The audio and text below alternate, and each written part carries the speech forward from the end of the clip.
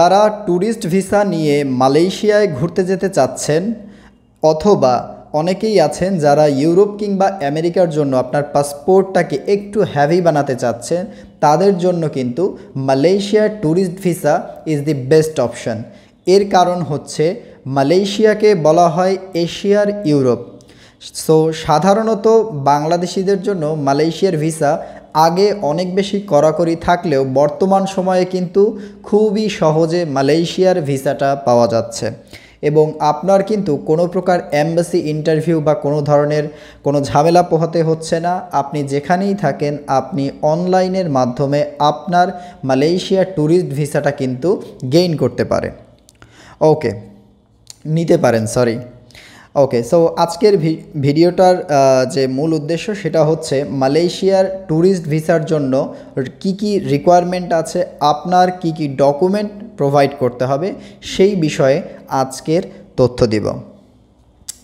So আর কথা বাড়াবো না, তবে একটু কথা বলে নিই। সেটা হচ্ছে আমাদের প্রতিষ্ঠান সাংহাই ট্রাভেলসের মাধ্যমে আমরা বিভিন্ন দেশের ভিসা এবং বিমানের টিকিট, পাশাপাশি আপনি যদি কোনো দেশে ঘুরতে চান সে দেশের সম্পূর্ণ ট্যুর প্যাকেজটা আমরা প্রোভাইড করে থাকি।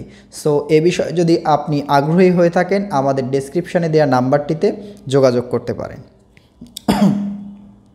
সো মালয়েশিয়ার ভিসা রিকোয়ারমেন্টের সর্বপ্রথম হচ্ছে ভিসা ফর্ম ফিল আপ। আপনার একটা ভিসা ফর্ম ফিল আপ করতে হবে। নাম্বার 2, পাসপোর্টের কপি। পাসপোর্টের কপিটা অবশ্যই কালার স্ক্যান কপি হতে হবে এবং স্পষ্ট হতে হবে। নাম্বার 3, পাসপোর্ট সাইজ পিকচার মানে ফটো বা ছবি। নাম্বার 4, ফ্লাইট বুকিং বা ফ্লাইট রিজার্ভেশন, অবশ্যই সেটা আপ এবং ডাউন অর্থাৎ রিটার্ন এয়ারফেয়ার হতে হবে। সিঙ্গেল এন্ট্রি হলে কিন্তু ওয়ান ওয়ে যদি হয় অর্থাৎ বাংলাদেশ থেকে শুধুমাত্র মালয়েশিয়া যদি হয় দেন এটা কিন্তু অ্যাপ্রুভ হবে না। Number 5, bank statement. মিনিমাম 6 মাসের ব্যাঙ্ক স্টেটমেন্ট দিতে হবে। অ্যাকাউন্টে সর্বনিম্ন 2 লক্ষ টাকা থাকতে হবে পার পারসন, মাথা পিছু অবশ্যই 2 লক্ষ টাকা আপনার অ্যাকাউন্টে থাকতে হবে। Number 6, bank solvency. আপনার যে অ্যাকাউন্টে টাকাটা থাকবে সেই টাকারই একটা সলভেন্সি নিতে হবে। Number 7, hotel reservation. আপনি যেই হোটেলে থাকবেন সেই হোটেলের জন্য একটি রিজার্ভেশন নিতে হবে। নাম্বার 8, এটাতে আমি 2টা বিষয় একসাথে জুড়ে দিয়েছি। যারা ব্যবসায়ী তাদের জন্য ট্রেড লাইসেন্স এবং যারা জব হোল্ডার তাদের জন্য এনওসি অর্থাৎ নো অবজেকশন সার্টিফিকেট। ক্লিয়ার? এজন্য আমি 2টা একসাথে রেখেছি। যাদের ট্রেড লাইসেন্স আছে তারা চাইলে তাদের ভিজিটিং কার্ডের ছবি তুলে দিতে পারেন, আপনার লেটার হেডের ছবি দিতে পারেন, আপনার এগুলো দিতে পারেন। পাশাপাশি যারা চাকরি করেন আপনারা চাইলে আপনাদের যে আইডি কার্ড থাকে সেটা জমা দিতে পারেন, পাশাপাশি চাইলে স্যালারি স্লিপটা দিতে পারেন। এটা ম্যান্ডেটরি নয়, শুধুমাত্র ভিসার ক্ষেত্রে আরেক ধাপ এগিয়ে রাখবে আপনাকে।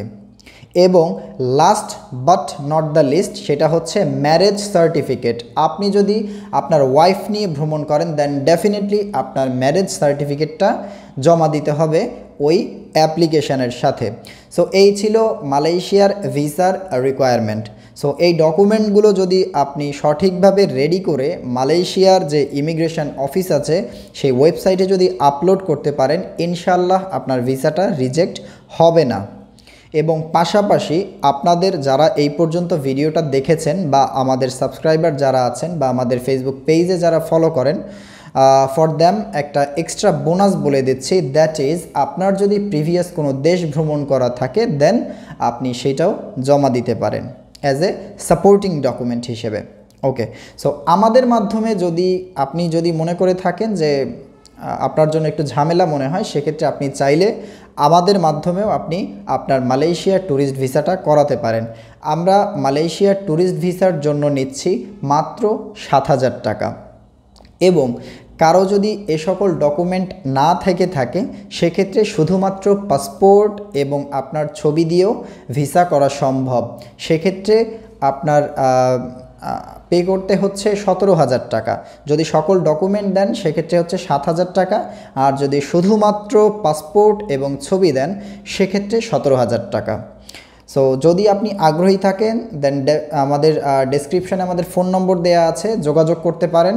এবং যদি আপনার আমাদের ভিডিওর দেয়া তথ্যগুলো আপনার উপকারী মনে হয় তাহলে আমাদের যদি আপনি ফেসবুক থেকে দেখে থাকেন তাহলে একটা ফলো দিয়ে রাখবেন, যদি ইউটিউব থেকে দেখে থাকেন একটা সাবস্ক্রাইব বাটনে ক্লিক করে রাখবেন।